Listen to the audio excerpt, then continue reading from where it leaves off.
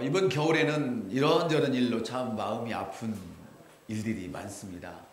재난으로 고통을 당하는 이런 분들이 있고, 또 이 땅을 하직한 분들은 분들대로 억울하고 안타깝기도 하지만 그 자식을 잃어버리고 부모를 잃어버리고 또 어렵게 살아야 할 그런 사람들을 생각하면 우리들의 마음에서 분노가 일어납니다. 사탄이 그들을 건드리지 못하도록 여러분들이 위에서 중보로 기도하셔야 할 것입니다. 그리고 대한민국의 정체성을 혼란에 빠뜨리게 하는 여러 정치인들, 그러나 이 모두가 하나님을 경외하는 그리스도인들이 해결해야 할 그런 문제입니다. 위정자를 탓해서도 안 되고, 그들이 어떤 경우든지 하나님을 섬기게 되면 이 땅은 아름다운 강상이 될 줄로 믿습니다. 옆 사람을 보고 축복합시다. 힘내십시오. 다시 일어서십시오. 아멘. 여러분이 어떤 환경에 처해 있든 지금 이 순간 그리스도 안에 있다면 하나님께서는 여러분을 통하여 여러분의 세상에 하나님을 나타내시고야 말 것입니다. 사랑하는 성도 여러분, 여러분은 갑작스런 사고를 당하여서 여러분의 가족과 여러분의 세상을 슬프게 하지 마십시오. 아멘. 여러분은 경제적인 궁핍이나 이런 질병으로 인해서 고생하고 비참한 삶을 살아서는 안 됩니다. 그것은 여러분을 향한 하나님의 계획이 아니기 때문입니다. 그것은 아주 잘못된 것입니다. 병들고 죄를 짓고 가난하고 이런 것들은, 비참한 일들은 잘못된 것입니다. 그것은 여러분들에게는 적어도 불법입니다. 그것은 하나님께서 여러분을 위하여 지어놓으신 그런 아름다운 그림이 아닙니다. 여러분, 김정은이의 사진을 불태워버린다고 해서 대한민국을 위협하는 핵이 사라지는 것은 아닙니다. 그도 역시 구원받아야 할 불쌍한 인간입니다. 하나님은 그가 아무리 악하다 할지라도 지옥불에 떨어지는 것을 원치 않습니다. 하나님은 그를 위해서도 아름다운 인생의 그림을 이미 그려놓으셨지만 그가 알지 못해서 저렇게 사탄의 사주를 받아 많은 사람들의 생명을 위협하는 자로 살게 되는 것입니다. 하나님께서 아브라함을 위해서 그려놓은 그림이 있습니다. 너는 세상에서 가장 멋지고 강하고 부유한 이런 사람이 되어라.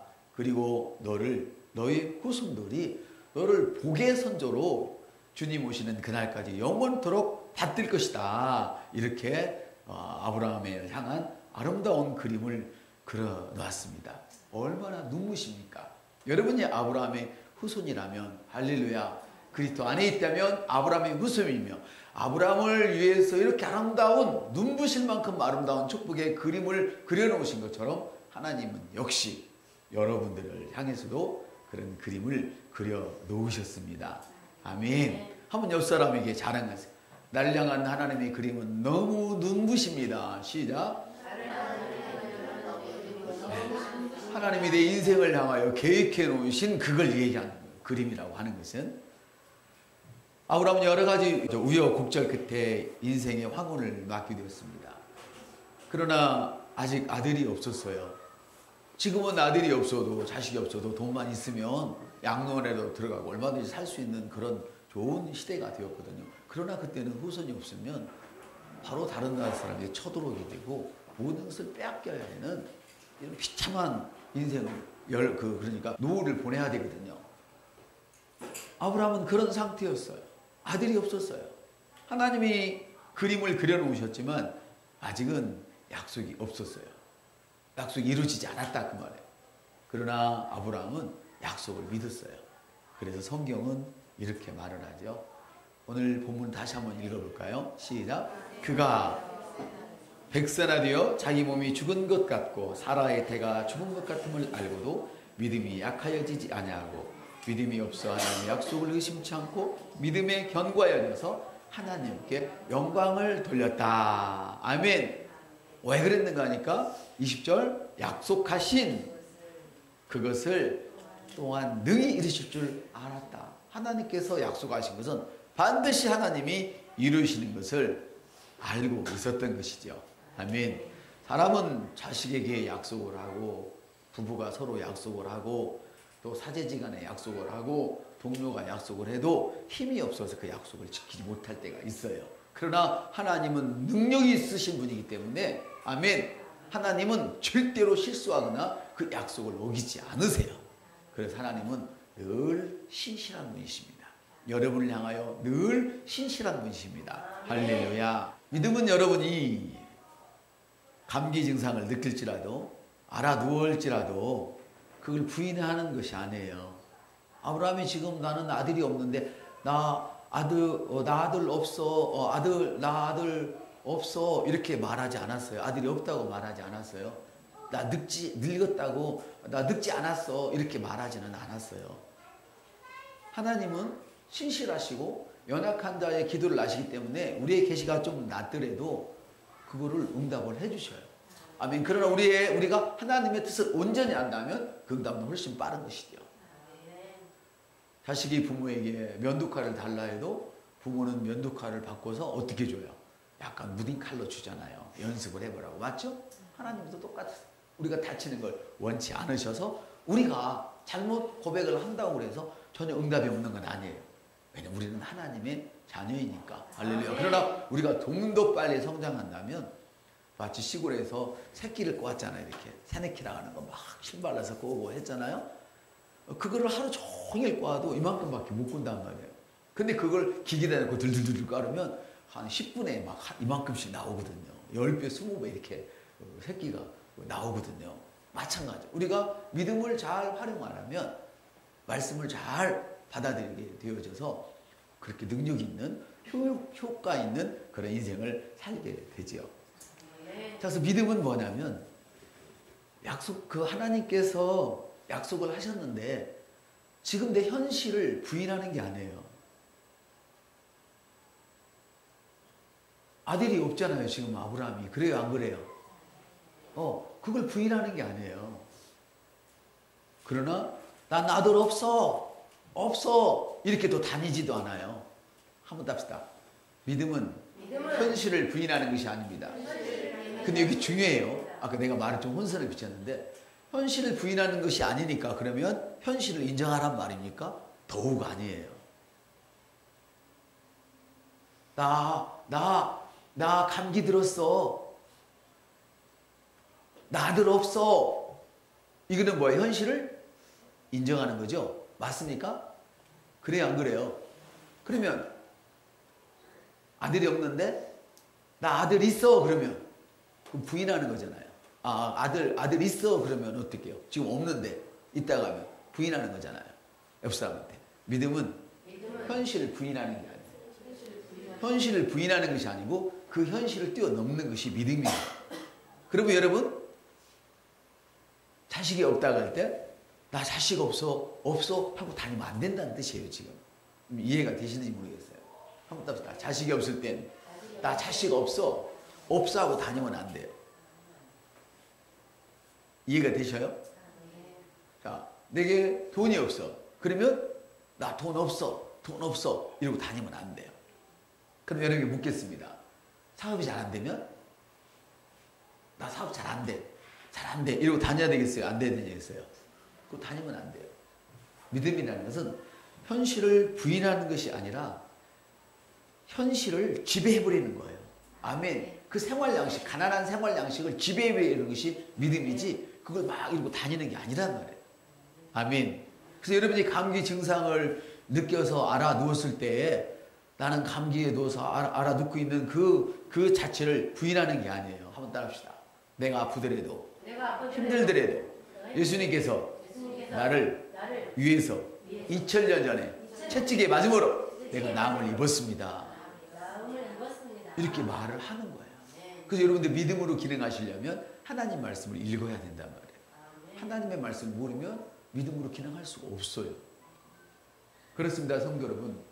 믿음은 우리의 가난을 부인하는 것이 아닙니다. 질병을 부인하는 것도 아닙니다. 우리가 잘못된 인생을 살아가면서 부인하는 것이 아닙니다. 믿음은 말씀으로 하나님의 권세와 능력으로 그것을 지배하는 것입니다. 그럼 우리 여러분 병들어 알아 누웠다 할지라도 나는 아파서 지금 쩔쩔 매고 있습니다. 이런 말을 하기보다는 무엇을 이야기하게 됩니까? 이 질병아 나와 관계없음을 예수의 이름으로 선포하노라. 이렇게 해야 됩니다. 하나님은 모든 이름, 세상에 있는 존재하는 모든 이름들이 예수의 이름 앞에 무릎을 꿇게 하셨습니다. 예수님의 이름을 바로 여러분에게 주셨습니다. 뿐만 아닙니다, 여러분. 여러분이 말씀을 한다면 예수님의 이름보다도 더 큰 권세가 있습니다. 왜냐하면 하나님은 당신의 말씀을 하나님의 이름보다도 높이 두셨습니다. 그러니까 무슨 말이냐면 세상에 모든 이름들이 있다면 예수님이 가장 높습니다. 할렐루야. 모든 것들이 예수님의 이름에 지배를 당합니다. 그런데 이 예수님마다도 누구의 지배를 당해요? 말씀의 지배를 당한다는 것입니다. 그럼 여러분에게는 무엇이 있습니까? 하나님 말씀이 있고 예수의 이름이 여러분 안에 있습니다. 그러므로 우리는 실패할 수 없도록 이미 창조된 그런 위대한 사람입니다. 하나님 닮은 위대한 사람입니다. 할렐루야. 할렐루야. 그렇습니다, 여러분. 그래서 하나님은 우리를 부를 때 신이라 부르셨어요. 하나님 한 분이 신이시거든요. 할렐루야. 그런데 내가 너희를 신들이라 했다, 이렇게 얘기를 해요. 아멘. 그러면서 말씀하시길 하나님의 아들들이 나타나기를 고대하신다, 이래요. 이것은 어린아이를 이야기하는 것이 아니고 하나님의 말씀을 마음껏 사용해서 세상에 기적을 일으킬 수 있는 이런 믿음의 사람들을 기다리고 계신 줄 믿습니다. 이제는 하나님이 여러분에게 모든 것을 주셨습니다. 여러분의 그 능력이 있습니다. 이제는 세상이 여러분을 기다리고 있습니다. 여러분의 사업장이 여러분을 기다리고 있습니다. 아침마다 가시면 가서 두 손을 들어서 한번 따라합니다. 예수의 이름으로 명하노니 오늘도 나의 사업은 어김없이 번창할지어다. 오늘도 좋은 고객들은 몰려올지어다. 모든 방해세계는 떠나갈지어다. 이렇게 여러분들 하십시오.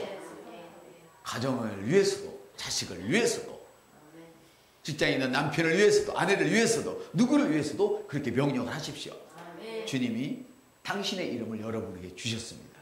그리고 말씀을 하나님은 말씀을 또한 우리에게 주셨습니다. 그 말씀은 무엇이든지 다 이룹니다. 환경을 바꿀 수 있는 능력이 말씀 안에 있습니다. 그래서 믿음이란 사실을 부인하는 것이 아니라 하나님의 권세와 능력으로 사실을 바꿔버리는 것입니다. 아멘. 그렇습니다, 여러분. 여러분, 나는 아파, 힘들어, 나는 고통스러워. 지금 형편이 그렇단 말이에요, 실제로. 근데 이렇게 말을 하는 사람과 똑같이 아파, 힘들어, 고통스러워, 똑같은데 아픈 것은 나와 관계없는 일이야. 하나님은 나를 힘들도록 만드시지 않으셨어. 나는 이미 나았어. 하나님은 나를 흑암에서 건져내셔서 아들의 축복의 나라로 옮기셨어. 말하는 사람의 차이를 알겠습니까? 그렇습니다. 한 사람은 하나님의 능력을 부인하는 사람이고 한 사람은 하나님의 능력을 인정하는 사람입니다. 그 인정하는 사람은 자동적으로 하나님이 주신 말씀과 예수 이름의 권세를 통해서 자기가 하는 말을 통하여 마음에 들지 않는 환경을 지금 지배하고 있는 것입니다. 아멘. 할렐루야. 바로 그렇습니다. 믿음은 사실을 부인하는 것이 아니라 믿음은 사실을 하나님의 말씀으로 자각해버리는 것입니다. 아멘. 여러분, 믿음이 어떤 것인가를 한 번 더 살펴봅시다. 다윗이 골리앗을 만났을 때 골리앗의 창에 붙어있는 칼날 있잖아요. 끝에 칼날. 창 자비가 있으면 끝에 날이 있잖아요. 쇳덩어리 날이 있잖아요. 이게 몇 킬로냐면 20kg입니다. 20kg. 약 20에서 25kg예요. 그게 계산을 해보니까. 그럼 여러분, 우리가 슈퍼에서 쌀 한 가마니를 사서, 아니 한 푸대를 사서 어깨에 매잖아요. 근데 그 사람은 이거를 쉽게 자주 돌렸다 찍었다 뺐다 마음대로 돌리는 이런 사람이에요. 키가 3m를 육박했습니다. 터전 무지무지 커요. 그런데 이 골리앗을 보고 다윗이 야, 좁쌀만하다 그렇게 얘기하지 않았어요. 정말 크다 그랬어요. 보고 이해되십니까? 큰 줄 알았어요. 12정탐도도 그들이 큰 걸 얘기를 했고 적다고 말하지 않아 사실 부인하지 않았어요. 근데 다윗이 한 일이 있어요. 너는 덩치로 나오지만 나는 만군의 여호와의 이름으로 나간다고 그랬어요. 오늘날로 말하면 나는 예수의 이름으로 나간다. 나는 하나님 말씀으로 나간다고 그랬어요. 그러면 그러면 다윗은 어떤 사람? 이게 다윗의 성공의 원리라고 그래요. 축복의 원리라고 그래요. 이 원리를 오늘 여러분이 다 가지시길 바랍니다. 다윗은 어릴 때부터 적은 일부터 차곡차곡 채워나갔습니다. 자기는 하나님의 언약의 백성인 것을 다윗은 알고 있었어요. 이세 아들 다윗은. 할렐루야. 그리고 그런데 어려서부터 자기 아버지의 양을 길렀는데 어려서부터 짐승이 오면 그 짐승을 상대했어요. 나는 하나님의 자녀야. 나는 하나님의 언약의 백성이야. 그러면서 그 조그만 어려움에 대해서 도망가지 않고 맞닥뜨렸어요. 누구의 이름으로? 오늘로 말하면 예수의 이름으로. 아멘. 말씀으로 맞닥뜨리기를 연습을 했어요. 그 연습이 어떻게 되느냐? 나중에는 곰을 찢어버렸어요. 사자를 패대기 쳐버렸어요. 아멘. 이런 훈련이 되어 있기 때문에, 이런 조그만 일부터 훈련이 되어 있기 때문에 그처럼 큰 골리앗, 생각해봐요. 사울 왕도요 만만치 않은 사람이라는 거예요. 사울 왕이 서 있으면 남보다 어깨가 하나 더 있다고 그랬어요. 대단한 사람이었어요. 그런데 이스라엘 온 장수들이 부들부들 떠는 그 사람 앞에서 요만한 17살 먹은 소년이, 그것도 뭐 하나 들고? 돌멩이 5개 들고. 5개는 분분해요. 저는 알아. 골리앗 같은 사람이 5명이 있었어요. 그래서 5개를 취한 거예요. 하나씩. 그런데 제일 큰 놈 하나 때리니까 어떻게 돼? 그 죽으니까 다 도망가 버렸어요. 다윗도 그가 큰 줄 알아요. 그러나 내게는 예수가 있다. 할렐루야. 내게는 하나님의 능력이 있다.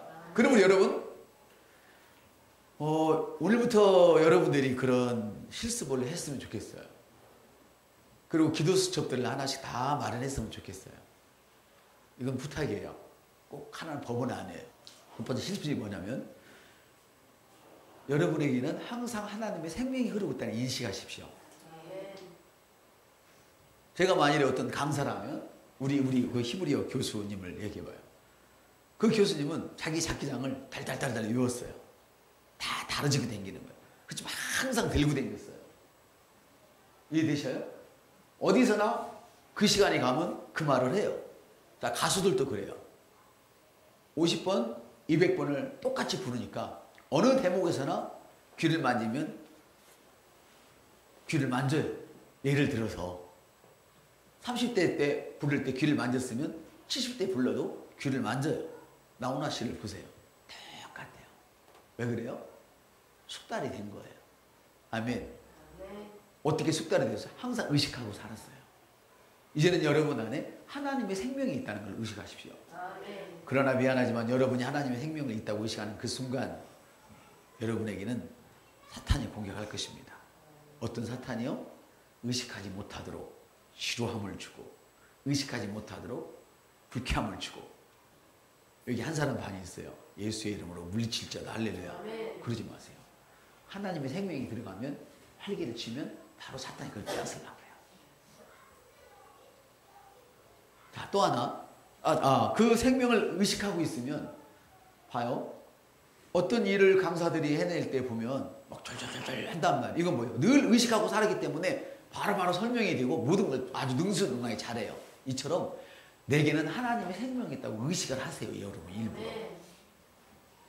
내가 만지면 복을 받는다고 의식을 하세요. 왜? 하나님 여러분의 손에 재물 얻을 복을 주셨다고 그랬지, 여러분의 머리에 재물 얻을 능력을 주셨다고 안 했어요. 자, 우리는 머리가 좋아야 머리를 팍팍 쓰고 뭔가 막 기발한 아이디어를 내놔야 재물이 들어올 것 같은데, 하나님은 말씀하시기를 너 손에 재물 얻을 능력을 줬어. 그래요. 그러면 막 몸으로 일하는 사람만 재물을 얻을 받고 머리로 일하는 사람은 안 받게요. 그렇잖아요. 못 받게? 그렇지 않아요. 손에 줬다는 것은 너가 행하는 모든 일에 복을 준다는 거예요. 실제로 여러분이 여러분의 사업장에서 어디서 어디든지 놓고 기도를 하면 그게 된다는 거예요. 생명이 흘러요. 그리고 거기에 더 의식을 하세요. 내가 만지는 것마다 복을 받는다고 의식을 하시고, 또 내가 입은 옷에도 하나님의 생명이 흐른다고 믿으세요. 내 친구 목사님이 제주도에 장모님이 허리가 아팠어요. 그래서 수건에다가 스카프에다가 기도를 하고 보냈어요. 어머님 오늘 저녁에 주무시면서 이거 두르고 주무세요. 제가 여기다가 하나님의 생명을 불어넣었습니다. 그랬어요. 거짓말 같죠? 안 믿어지죠? 그러나 여러분 믿었으면 좋겠어요.